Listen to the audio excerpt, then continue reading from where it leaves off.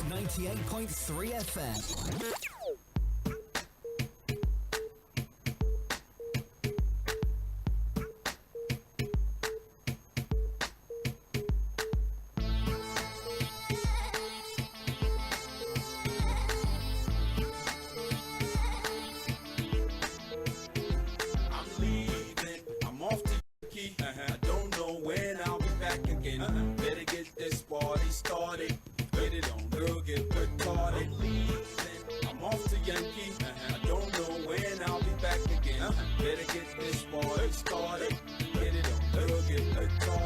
It's the return of the incredible son of the land. Still kicking it like it was when I was part of a band. Many thought I was gone, dead and forgotten, but I'm alive. Boy, I'll fight. Waiting to happen, man. I said make I try it, go see waiting to happen for the other side. But them say I jump on my other guys. No be so I try follow how my boys relate, but they're no green. I say make I blow.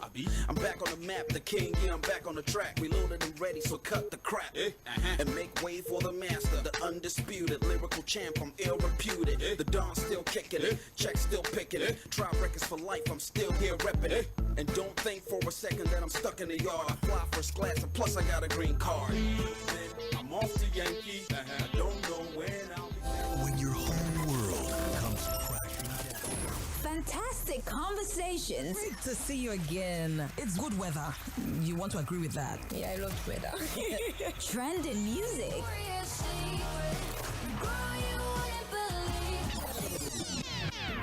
Like that I love the life that I live.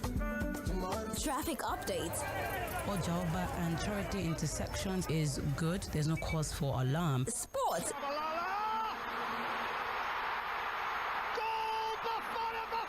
And everything fun is right here on Mainland 98.3 FM. Don't touch that dial. Dear Nigerians, I am determined, I repeat, to give you the affordable and reliable power. The stakes are higher than ever. Government policy does not support youth in this country. So if you say you have any idea, one day, one way or the other. The conversations are louder than imagined. The expectations are greater. The demand for quality blueprints needed to make informed decisions is constantly being reviewed. You can't start hiding under party or anything. We are leaders that are entrusted by our people. Come and speak on their behalf. The Situation Room on 98.3 Mainland FM provides the platform where all of your demands are met. Issue-based conversations about politics, policies, leadership and governance in Nigeria and around the world. Join us every Mondays through Fridays from 4 p.m. to 5 p.m. as we engage and interact towards setting the agenda for proper accountability and public engagements. The Situation Room is here. We welcome the roommates.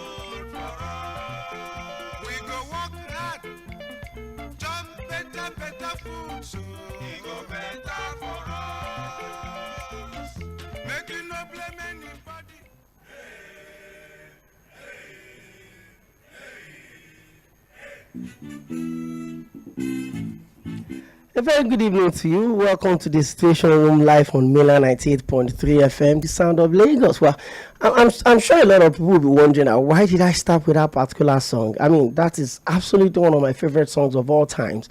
From 𝗪𝗧𝗲 𝗪𝗴𝗃, Nigeria Go Better. Ladies and gentlemen, we're going to be celebrating our 63rd year independence anniversary as a nation.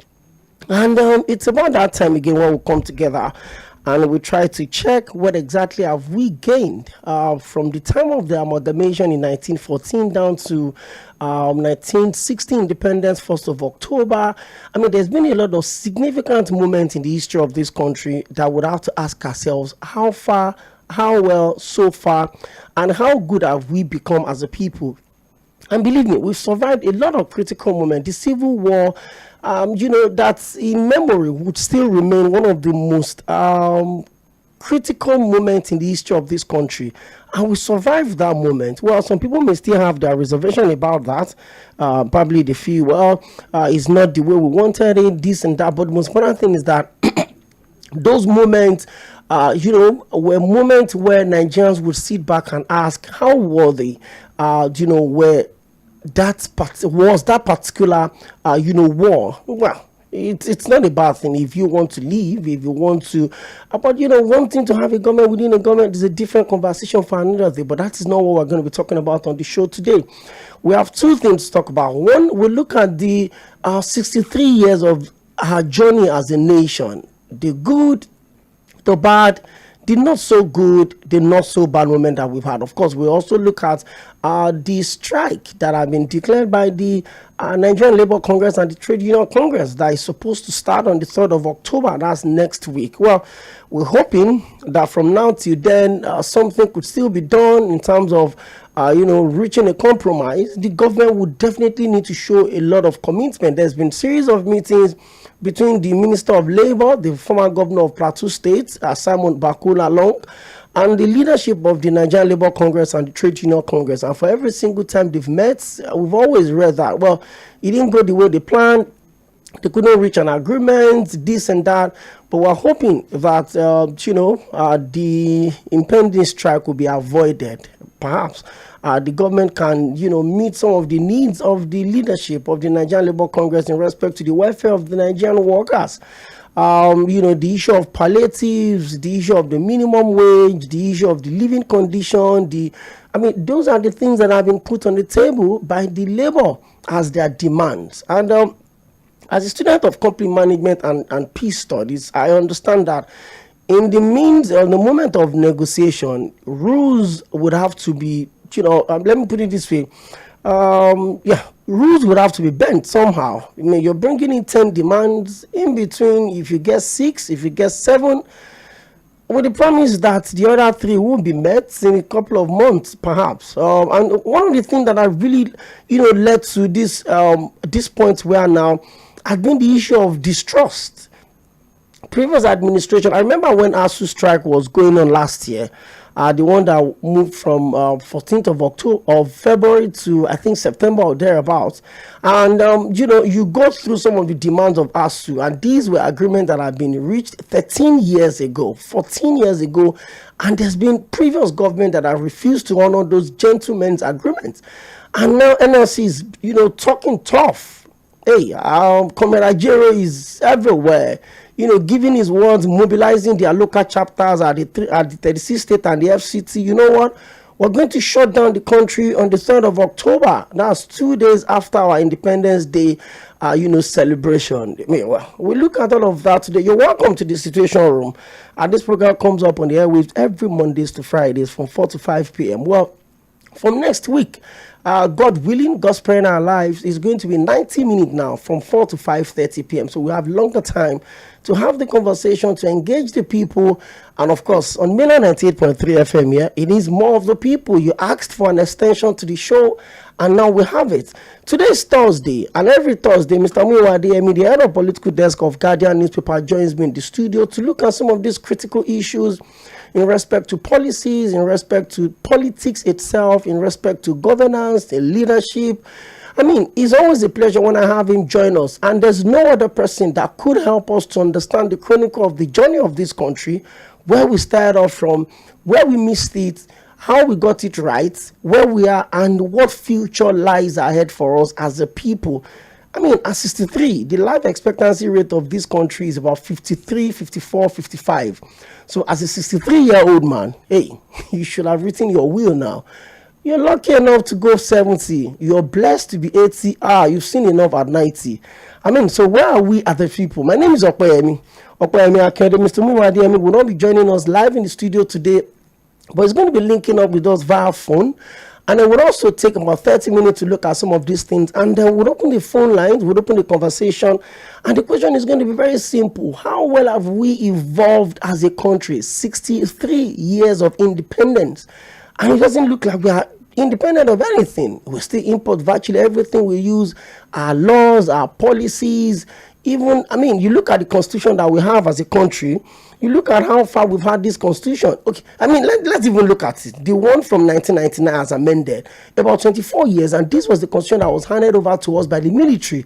We've had the 8 years administration of 𝗪𝗪𝗪𝗪𝗪 𝗪𝗪𝗪𝗪𝗪𝗪. We've had the 2 years, the one that was ended, unfortunately, of late 𝗪𝗵𝗁 𝗪𝗪𝗪𝗪𝗪. We had the 2 years of Goodluck Jonathan. We have his 4 years again, making 6 years.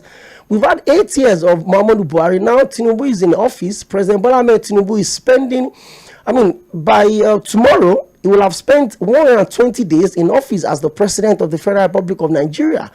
And in all of this, we've not deemed it fit to holistically look at our constitution and see the need for us to have a constitution that aligns with our policies, with our yearnings, with our needs and aspirations as a people. 24 years down the line. Mr. 𝗪𝗪𝗪𝗪𝗪, good evening. Welcome to the show. Yeah, good evening, Lagos. I'm very well, and I trust your day is going well also. Well, bless God. Okay. So straight to it. Today is the 28th of September. That means in 3 days' time, Nigeria is going to be 63. In terms of our independence, I mean, that fateful, beautiful day where the flag of Nigeria was actually raised as against the British, the Jack flag, however what they call it back then. And then since then, Nigeria has, been through it all. The First Republic, the Second Republic, the aborted Third Republic. We've seen so many situations, coup upon coup. In fact, this is the longest stretch of democracy we've had without the military's interruption, although they choose to call it intervention, but I always feel it's an interruption anyways. 24 years down the line, in between this period, we've had, so many trials and errors on our democracy. It's been put to test, the justice and everything. Mr. 𝗪𝗪𝗪𝗪𝗪, you come to the table with over almost 30 years of journalistic experience. You've covered it all. You've seen it all. The military, the civilian, and all of these times. What have been the significant moments that defined us as a people within the last 63 years, Mr. 𝗪𝗪𝗪𝗪𝗪? Yeah, thank you, listeners. I think ordinarily Nigeria is supposed to be celebrating by now, as it used to be in other climes. Because I think you look at the journey in 1960, there were a lot of expectations. There were hopes. The founding fathers, I think, started on a very good footing. Meaning that when I'm talking of Tafawa Balewa, we are talking of Dr. Nnamdi Azikiwe, we are talking of the state chief 𝗪𝗪𝗪𝗪𝗪 Awolowo. These gentlemen quietly understood the essence and the fabrics of this nation. So I think they created a nation on true federalism. They understood clearly that we have over 250 ethnic groups in this country. And we have many nations, but we can build a country in this diversity and all of us be happy with us. So it was on that note that we started on 1960 that everybody were happy. What I'm saying is that the northern people were happy with southern people. The southwest people had no cause to be suspicious of their brothers in south or their brothers in southeast. Our brothers in southeast had no reason to be suspicious of our guys, of our people in the north, because we were operating under a very conducive atmosphere that understood our culture, the peculiarities, the And that's what we are saying, in brotherhood we stand. But unfortunately, the military coup of January 15, 1966 put a stop to the good process of building a nation by suspending that federal constitution for military unitary system of governance.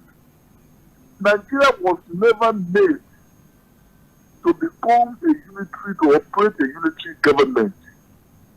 Because whether we like it or not, an Igbo man wants to be an Igbo man at the same time be a Nigerian. A Yoruba man wants to be happy being a Yoruba man and still be a Nigerian. 𝗪𝗪𝗁 also wanted so, 𝗪𝗪𝗁 wanted so. My Christian people wanted to remain Isha man and still be happy as a Nigerian. So it's not that Isha man can never be a Yoruba man, and a Yoruba man can never be an Igbo man. Igbo man can never think and reason like an Hausa man. So also the 𝗧𝗄𝗁 man can never think and act like an Hausa man.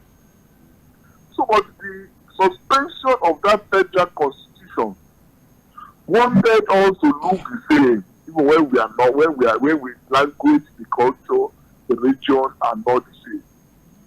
From that January 15, 1966, we have missed the path to greatness. So we are now on a threshold, on a movement, a difficult terrain, where we are passing strongly, struggling to become a nation, and which unfortunately we have not been able to be. And subsequent governments failed to go back into the independence constitution of 1960 and look at some fundamentals of true federalism that these people agreed upon to bring this country together and have independence. So because we failed to accept that simple reality, Nigeria today is a country facing existential crisis. There are crises here and there. There are mutual suspicion. There are anger in the land. There is lamentation among our people. What the point I'm trying to make? I'm trying to say, because of the failure of the leaders to accept the reality of the only way the country can move forward, that's why I think our people were not moving at the pace they wanted to move, and they were not happy. And what was the result? IPOB, Eastern Security Network, Boko Haram, Oodua Republic, bandits, and the likes. It's a failure of leadership. It's a failure of country. The failure of people that refuse to accept their reality.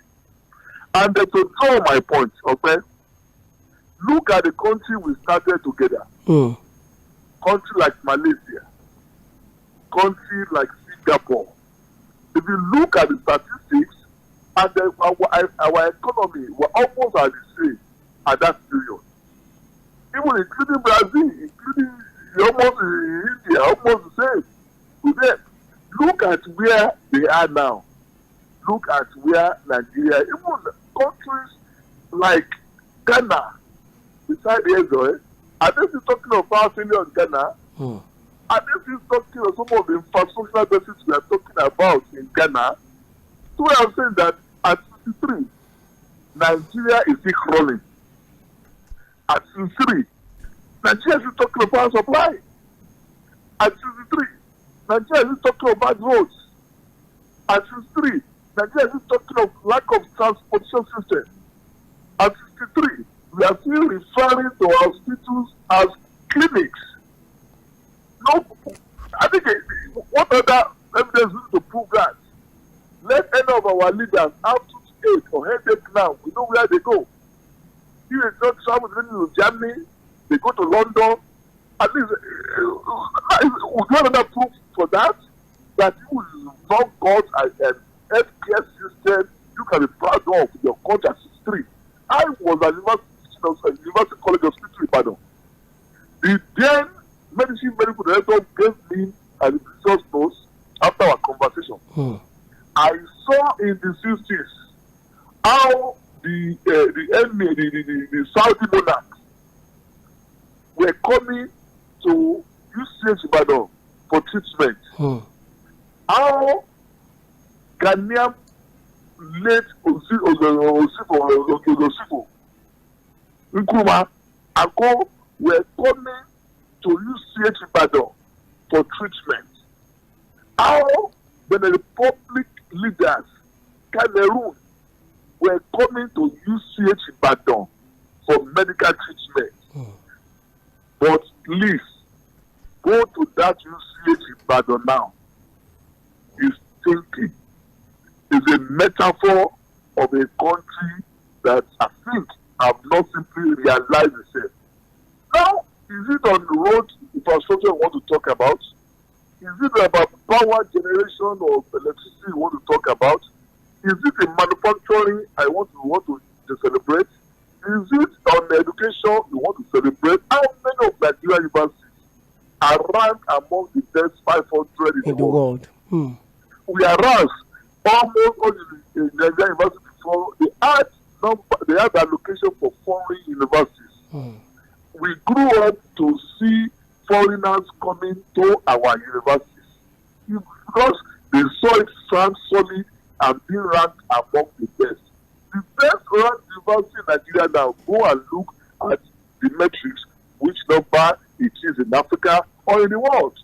So if in Africa, where we say we are giants, our universities cannot compete with universities in Saudi Arabia, in South Africa, our universities cannot compete with universities in Egypt, our universities cannot compete with universities in Ghana.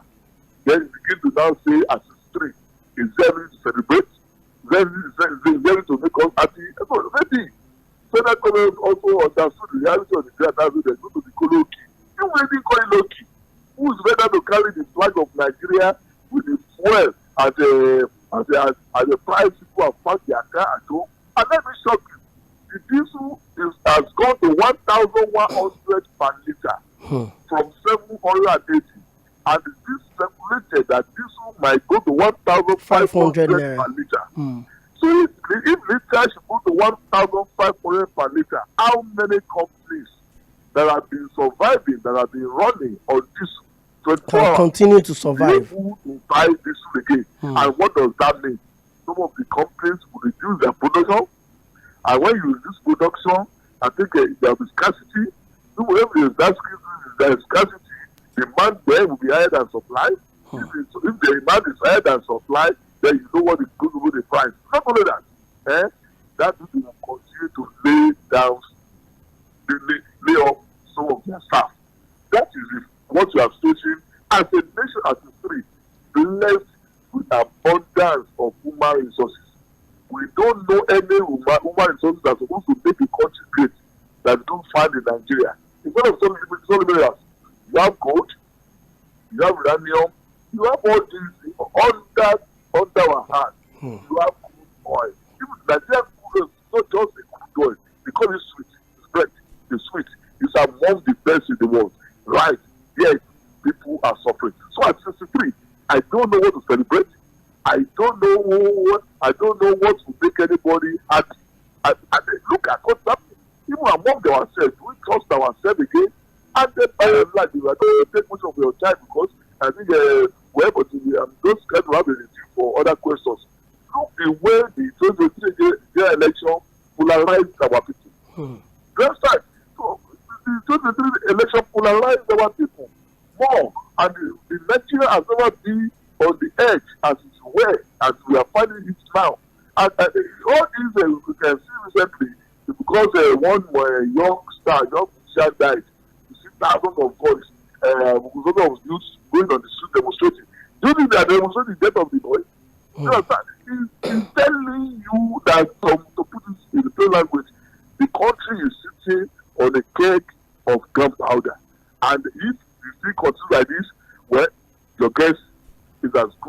as mine. But as far as I'm concerned, I don't celebrate as a stray. Thank you very much, Mr. 𝗵𝗂. Before we continue, some bit of breaking news. The governorship election petition tribunal sitting in Kaduna has sacked Governor Uba Sani of the All Progressive Congress. The petition was filed by the People's Democratic Party's candidate 𝗪𝗪 𝗪𝗏. The tribunal today declared the 2023 governorship election in the state inconclusive. Well, you need to keep your dial locked on Milan 98.3 FM. By 5:30, the full bulletin will give you more details on that breaking story. I just have to quickly bring it out. The governorship election petition tribunal sitting in Kaduna has sacked the governor of the state, Uba Sani of the All Progressive Congress, and declared the election inconclusive. Well, part of what we're saying, Mr. 𝗵𝗂, you took us through that journey, and you started off with the January 15, 1966 coup.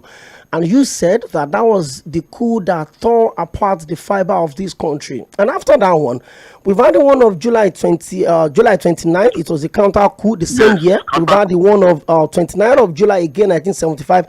Unfortunately, this coup happened on my birthday, 29th of July. We've had the one of 13th of February, 1976. The one of December 31st, 1983, 1985, 27th of August, 1990, the coup attempt. We've had all these lines of coup. Now, let's admit that those were really, puncturing and, destabilizing our sequence of democracy. But from 1999 till now, Mr. DME, we've had Obasanjo, we've had late Musa Yar'Adua, we've had Goodluck Jonathan, we've had Muhammadu Buhari, now we have President Bola Ahmed Tinubu. And in this space, we've had so many things. We've had the Vision 2020, we've had the Millennium Development Goals, we've had all of these agendas. All of these are good policies that are supposed to take Nigeria to the next level. You made mention of Singapore. Look at India, for instance. It's just a few years away from our independence. Look at how big India's economy had become. But look at where we are as a people. Mr. DME, where did we get it wrong as a nation? 63 years, and we've always moved around the circle. In fact, on the 12th of June this year, when we're doing the anniversary of late 𝗪𝗃 𝗪𝗏, the commemoration rather, we played his campaign speech in 1992. Yes, that was not even 1993, 1992, as a build-up to the election. And the same thing late 𝗪𝗃 𝗪𝗏 promised he was going to fix was the same thing President Bola Ahmed Tinubu is also talking about. They will fix the road. They will unbundle the conspiracy in NNPC. They will do this, they will do that. 30 years down the line. Time to insurance, to manufacturing, they build it everywhere, and to capital, free education. And the federal constitution, a federal regime for Abuja to fit there. You see states, not individual. I don't want, because I strongly believe in institution. If there is going to be a governor in the Lagos state, and you know that nobody is feeding you, whether you are a governor, you think or you don't think, so the oil money is coming and it will share around. You understand? So people are no longer creative, and because people are no longer creative, we citizens also, we are not holding them accountable. Let's say, as it's well in Europe and most European advanced countries, that they run government through your tax, and you pay heavily, you tax everything you do, and it's getting taxed there. It's like it's economic crime, and the economic crime is as good as committing murder. So if you are paying the tax you are paying, maybe those who are paying tax for everything, they always hold their government accountable because it's their sweat. So, but now, because it's not your sweat, you don't pay tax, most people. So, it's all money the government are spending. So, the government can ride 50 vehicles as they go. They continue to do that. Go to White House and drink a bottle of Coke, my team will pay for that. Pay for yourself. A bottle of Coke, I'm telling you. So what I'm saying is that because we have been so complacent, and that complacency has made us to be hyped and indolent as a people and as a nation. And that is why the infrastructure has, we can record highest infrastructure deficit in Africa now, and the shame of a nation. So what I'm saying is that we got it wrong because of the constitution we are operating. And we got it wrong because we have not come back to the right path. If today If anybody could, if Tinubu, what we are expecting to do anyway, if he could do that, he has come back for structuring. He has come back for federalism. He has come back vigorously for making the states to be more independent, autonomous, and to do things on their own. I want to see if we could implement that one. If we could implement that one, then that's why we are now a part of greatness. But all what we're doing now, to me, they are still window dressing that they are not that strongly moved until I begin to see he has come good. He has unbundled NEPA. He has been able to break the monopoly. Good. Want to see the output. But the NNPC, the law of subsidy, the impact and other for palliative is still very bad. But the education, we are yet to do anything. On why you see gallivanting around the country, we have not seen what he has done. We have not seen the determination to understand that many roads are bad in this country. But what I'm saying, that I don't want to go to talking about individual, but I want to talk about some. But to me, today, if Nigerians could be so, at least the Nigerians, we have to demand for it. If Nigerians don't demand for it, nobody will do it for you. If Nigerians could be resolute and collectively say no, let that be structuring. If Nigerians can be unity and say no, let's change our constitution, I think in Nigeria will be better. Nigeria will be better. You go, remember, go and go in the United States, you see competition among the surprise.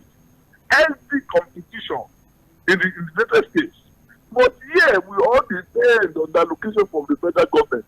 So, collect the money at the end of the month, share it, and let everybody go and then we wait for the next month. Wait for the very next month. So, that's why the coal they have in Kogi, so Enugu agris, you understand, is a lot of money for that country. In Kogi agris in the north, the kind of mineral resources they have. See what happens in our state. See what happens in our state. How some people are mining gold and mineral resources there and escaping with it. Don't get into federal application. Good. Let us state. Let it give it to anybody who wants to give it to. No problem. But let Lagos State also hold what he has, understand, and control it. I'm not saying that. This is my point now. Let Nigeria Delta control their oil and swear. This is the point I'm making. You understand? Let Enugu people and control their coal. So let people around take ownership of their God-given resources. Control it, trade with it, and pay royalty and tax to the federal government. That's how it was before. So, but now that the federal government controls everything, the government say all the resources belong to the federal government. But that federal government allow people to be exploring, to be mining in Zamfara illegally. The money there is not getting to national airport, but a crude oil that of commercial quantity in the south is for everybody. Somebody's background, they cannot touch it. No, I think you can see the kind of injustice, at least that has not made the country to progress to the level supposed to have been by now. Mr. 𝗵𝗲, the head of political desk of Guardian newspaper, and Guardian newspaper is right in front of me at today's edition, and they reported that diesel may trade near 1,500 naira per liter as prices spike. It's a lot of problem. Before I let you go, I actually said I was going to take just about 20 minutes of your time, but let's quickly talk about the October 3rd, strike that the NLC had insisted on not going back. I mean, I looked at some of the things that they put up on board. They talked about the palliative. They talked about the total blackouts the nation is, going through. They also talk about the fact that there are rumors that the federal government there are projections that they want to lay off about 17,000 workforces across the state. These are all of the things that the Nigerian Labour Congress is putting forward. The NLC chairman, Comrade Ajero, is insisting that they've given the federal government enough time. They've had meetings upon meetings. I mean, you look at how many times the NLC met with the leadership of the, Ministry of Labor under the former Minister of Labor, that's distinguished Senator 𝗪𝗧 𝗪𝗂𝗫. Now they've started meeting with the current minister, that's 𝗪𝗵𝗲 𝗦𝗠𝗏, and it looks like all of these meetings are not going anywhere. Mr. 𝗪𝗶𝗫, are we supposed to still be talking about strike now, especially when it comes to the welfare of the people? I think strike is legal and it's one of the antidotes of democracy. People should protest and express their anger when things are not normal. It's part of the freedom they're supposed to enjoy under a democratic government. But the point we are making here now is that the NLC must be resolute. And in the world we are, people don't just give out things, even if it's your right. They will still want to hold it until you shout and you force them to give it to you. We are running a capitalist economy now. And you know the capitalist when it comes to paying wages. There is no capitalist that is always active on the payday, at least to pay workers. Most capitalists, they only want to check at the other side of the account, right? Making the incomes are coming in. Yes, they will gladly release money for operational costs. But when it comes to, because they know that without we don't release money for operational those monies will not come back in. More money will not come. But when it comes to wages and salaries, right? I think you see the other side that they will readjust their seat. I think it's like giving them a bitter whatever to drink. So most capitalists in nature, at least, are not that always willing to pay salaries that talk less of ink, but to give workers their due, so they cannot continue to drag the God knows when to making more money without knowing or refuse to accept the reality that worker that you are denying that increment now is paying almost triple of whatever you are paying the person to get to the office. Even if domestic, even to eat at home, is paying triple. The salary has already become 1/4 of what he was earning before Tinubu came in. What I'm saying is that if you are receiving 100,000 before June 1st, by June 1st, the value of that 100,000 has come to 25,000, and then you can calculate it. You can, if you are buying fuel, I think you just know how much fuel you are buying before and how much you are buying now. So you can see, so if the 100,000 has become 25,000 in value, and you still want the man to continue to have that 25,000, and you are not that in a hurry, calling from one meeting or the other just to buy time. I support a peaceful strike. I support, I think, any peaceful protest, at least that will make them to drive home their demands, and for government to understand they are human beings. They are feeling the heat. This economic hardship, I think, is biting harder on them and their children. They have children to feed. They have school fees to pay. The school fees have always gone haywire. Most schools have increased by 100%.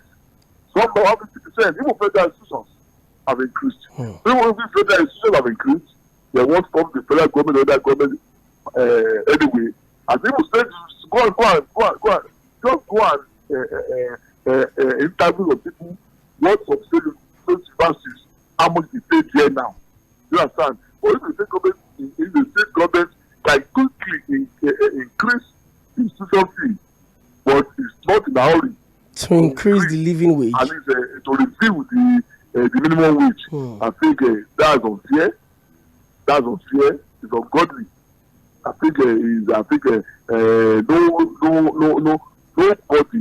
with that eyes conscience to support what is going on now. Thank you very much, Mr. 𝗵𝗂. I would need to let you go now. I really appreciate it. We've taken deep into your time. Thank you for always joining us. Hopefully, next week, Thursday, all things being equal, will be here with us live in the studio. Yes. Thank you very much. Okay. Thank you very much. That's about it with Mr. 𝗵𝗂. He's the head of political desk for Guardian newspaper. And if you followed Guardian in the last few years, then you understand how detailed the editorials have been. It's something you need to always, pick up every morning, to go through it. Well, he said a lot. And, I remember very well the early 2000s, before the decentralization of the Nigerian Labour Congress, then where if the Nigerian Medical Association wants to go on strike, everybody is joining the strike. If the Nigerian Union of Teachers want to go on strike, everybody is going on strike. If Pengasan wants to go on strike, if Nupeng wants to go on strike, everybody goes on strike. Now, you just look at it, and the NMA is on strike. The NUT is doing their own. It's just just like Mr. 𝗵𝗂 said, protests are rights of the Nigerian citizens. Any citizen everywhere in the world that practices democracy, you're entitled to express displeasure at whatever policies the government is bringing to the table. And I've always said it: whatever government brings any policy to the table and is not people friendly, any policy that the people reject, any policy that kicks against the yearnings and the aspirations of the people, any policies that smells anti-people, must not be allowed to stand. Every government must always look at the ways to reduce the suffering of the people to the barest minimum. If you want the people to make sacrifices, if you want the people to understand what you're going through, if you want the people to say that, well, we can accommodate the little pain because the nation is broke, we're in debt, this and that, then this whole thing should start from the leadership. You cannot continue to put pressure on the people at the lower side of the ladder. And you that are the governor, you that are the president, you're living in absolute luxury. These people were just seated on their own. You came to meet them. You begged them to vote for you. You begged them to give you their mandates. You begged them to give you their franchise. They submitted it to you in return for dividends of democracy. The basic of such dividends: good roads, infrastructure, security, good health facilities, proper and decent education that will make you wake up in the morning and feel like a Nigerian, not like a second-class citizen in your own country. I don't think that is too much to ask for. It's 63 years down the line. It doesn't look like we've found our bearing as a nation. We've tried different part of policies. We've imported some. We've localized some. These have not worked. I looked at how much we've spent on power from 1999 till now. It's a lot of money, a whole lot of money. And guess what? Every single day, I still spend 7,000 naira on petrol to power my generator because I don't have electricity supply in my neighborhood. And there's somebody that makes a little business, for instance, sells bread by the roadside.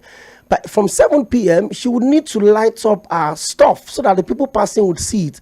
So the little profit she makes on the sales of bread, she would still use it to buy that expensive petrol just to power a generator. And at the end of the day, she will close up shop because the money she's supposed to put back in the business to buy more stuff, she's using it to service the business. So you look at a country that is totally dependent on small-scale businesses to stimulate the economy, and the small-scale businesses are grounded. People are closing their businesses. The businesses that employs 5 and 10s and 20s are folding up. Even the larger businesses are downsizing in their staff strength. They are reducing salaries so that they can continue to stay in business. Their projection that the diesel could go as high as 1,500 naira per liter, as reported by Guardian newspaper today. And the government expects Nigerians to make sacrifices, which is understandable. But the government itself is not even ready to make sacrifices. It's now time for you to join the conversation. 0913-600-0410. You listen to what Mr. 𝗵𝗂 said. He said he's totally in support of the NLC. If the government is sincere, they should not allow the strike to go on. And the NLC had insisted also that the only way the strike would not go on is for government to meet all of their demands. They've given the government enough time. Well, let me hear your thoughts. Talk to us. Hello, good evening. You're welcome. How are you, my brother? I'm very well, and you? You have Ambassador Musa here from Mission. Good to have you. Yeah, your guest has spoke well. In fact, I really enjoy him for his comments. You know, in fact, he said, strike, protest is at the doors of democracy, which is legal. But to me, everything has been politicalized. They have turned this over, where Nigerians don't even have belief in the amnesty anymore. Sure, because of the kind of politics they are playing. See what happened now? See, Labour Congress Party and Labour Congress, are you not coming together? What do you say to that? So to me, some will not believe that they are very serious about this protest. And that this is the only way we have the tools we have to force government to look aside. Like in the past, I'm not offering, let me stop you now. It is 1999. You don't believe we change only the politicals of our change. The ministry, to some are still there, working with resolution for they are still there workers. And that's the problem. So what we can do now? Supposing any government that come, deal with this ministry. So that's the problem. Even the Labour Congress, most of their workers are the problem. They are just feeling fast. Thank you. Where do we go? Fayani? Thank you very much, Ambassador Musbah. Tomorrow is Friday, so I'm really excited about the fact that, we'll just lead this conversation into tomorrow. Friday is always open mic, no guest, no topic. Hello, good evening. Good evening, Mr. �ębęź. Agombo, you're welcome. Yeah, my name is �ębęź. I'm calling from Lekki. You're welcome. Seriously, one thing that interests me is the issue of Kaduna State. Though there was no detail, but I'm kind of happy with the judgment because we were all watching it and suddenly everything changed like magic. And I was saying with Nasarawa, because these are the two states that I'm keen on seeing the adjustment. I hope the judiciary are able to rise up to the occasion. Good evening. Good evening. God bless my state. Thank you, and God bless you too. 0913-600-0410. We've had a very interesting conversation on the show today, by the way. Hello, good evening.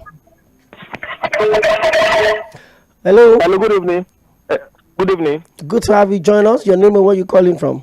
Yes, my name is Michael from Sukudere. Welcome to the Situation Room. Yeah, one, on the issue of Kaduna, I think the reporting was wrong. I think Tribunal has affirmed the governor. Breaking news. The first news 20 was wrong about the inconclusive election or something. That was wrong. That's by the way. Your guest really spoke very well in the sense that he highlighted where we are coming from and where we are. And I think that the best solution is constitutional review. Otherwise, we still need to, we still be roaming up and down in the same circle. We have to go back to the 1993 constitution to get things wrong in this country. No matter who becomes president, things will still remain the same with this current constitution that we have. That's all. Thank you. Okay, thank you very much. I would also want to force your correction. Maybe I'll just have to go through the full details of the petition tribunal. In a split decision ratio of 2-1, the three-man tribunal panel led by Justice Victor Oviawe declared that the election was inconclusive and thus directed that the supplementary election be held by INEC within 90 days. Yes. He also said that the PDP has headed to the tribunal to challenge the election of Ubasani as the sitting governor of the state. The PDP backed his argument on the grounds that alleged irregularities and electoral fraud, deposing that the PDP candidate 𝗪𝗵𝗲 𝗪𝗴 won the election. The tribunal ruled that INEC is to conduct election in 7 wards, 4 local government, 24 polling units that consist of 16,300 registered voters. During the hearing of the petition, the PDP and 𝗪𝗲 called 24 witnesses and presented claims and documents to prove their case. So, my last caller, you need to go back and confirm your source. Let's get back to the conversation. Hello, good evening. Hello. Good evening, Doctor. Good to have you join us on the show today. It's good as you keep clear the air because I am online right now and in my office I'm watching the breaking news. There is nothing they affirm they are told to go and reconduct elections in Kaduna. I don't know where people are getting their news from. Let's go on. Just leave that one. Let's go on. Listen, okay, I cannot say anything again on Nigeria. The only thing is that whatever they are doing, I am not disappointed because I'm not expecting anything. I know that this is how Nigeria will be under them. They can tell us to go for constitutional review or whatever. When Nigeria was okay, do we go for Nigeria for constitutional review? When the dollar was at the rate of how much? 120 naira to 117 naira. When they met it, do we go for constitutional review? The truth is that these guys know nothing about governance. And they will continue to shift brain. They are braining the constitution right now. I beg, leave these people, I beg. Thank you very much for joining the conversation. I can still pick in 2 more calls. Yes. Let me be gracious enough today. And I'm super excited about the fact that from next week, God's spreading our lives, God willing, the program would extend to 5:30. I'm excited. So much time to talk. Hello, good evening. How are you? Prince Wise. Yes. How are you, Daddy? I'm very well. And you? What happened? We joined you yesterday. I hope no problem. I was here yesterday, Prince Wise. It was the day before yesterday that the show didn't come up because we had to fix some technical issues here. Okay, that's good. I don't know you'll be back on the air now. Absolutely, we're fine. Okay, you see, what Mr. 𝗪𝗵𝗁 said, he talked about the group of 1966. And that group is the one that brought us where we are today. The 1966 group, there we have only 4 regions. They planned a group, it was executed in 3 regions. 1 region, no fly was key, and that was brought equality into the country today. That was brought religious settlement to the country today, and they are on now. Military now take over from regional government to turn exact to unitary government, and now to go back to that regional very difficult. To go back to federalism very difficult. So you see, let everybody talking. Look, in what way is a bastard? What is one that wrote Decree 34 to turn Nigeria to unitary state. You see, we have problem in this country. Unless all of us, if we want that peace to raise supreme, we have to sit and say sorry to one another. Now, the Satan are crying now. We want our resources. We are having it before. Thank you, Prince Wise. Thank you. Where we are today. Thank you. So let me stop. God bless Nigeria. Yes. Unfortunately, I was thinking I will be able to pick 2 more calls, but we have to do just 1. I'm still seeing the calls coming in. I'm seeing your messages. But the good news is that tomorrow is Friday, and on the show is always open mic. We don't usually have guests. We don't usually have topics except on exceptional days. Tomorrow is also a big exceptional day. However, it's going to be an avenue for you to speak out. It's the 63rd year anniversary of Nigeria's democracy. And Mr. 𝗪𝗫 𝗦𝗫, the head of political desk of Guardian newspaper, are taking us through that journey today. How we started out the 1966 coup, the same 1966 counter coup, and all of that. But I mean, it amuses me. It doesn't amaze me. The fact that we're still going back to the coup of about, 57 years ago as one of the problems of this country. Well, we need to get serious. We need to get intentional with fixing the challenges of this country. God sparing our lives. I will be back here tomorrow by 4 p.m. to take you through another conversation around the Situation Room. Well, my name is 𝗪𝗵𝗁 𝗪𝗴𝗁. By 5:30, the news full would come through, and you certainly get more details on the election, the judgment in Kaduna State. Wow. By 6 o'clock, Wale Adigun will be back for Sport Cruise, himself and his sport guys, Victor Osimhen. My father always tells me that the best way to silence criticism is to produce results. In the midst of all of this, he scored a goal for Napoli yesterday. Get more of that by 6 o'clock on Sport Cruise. Keep your dial locked on Milan 98.3 FM because we are the sound of Lagos.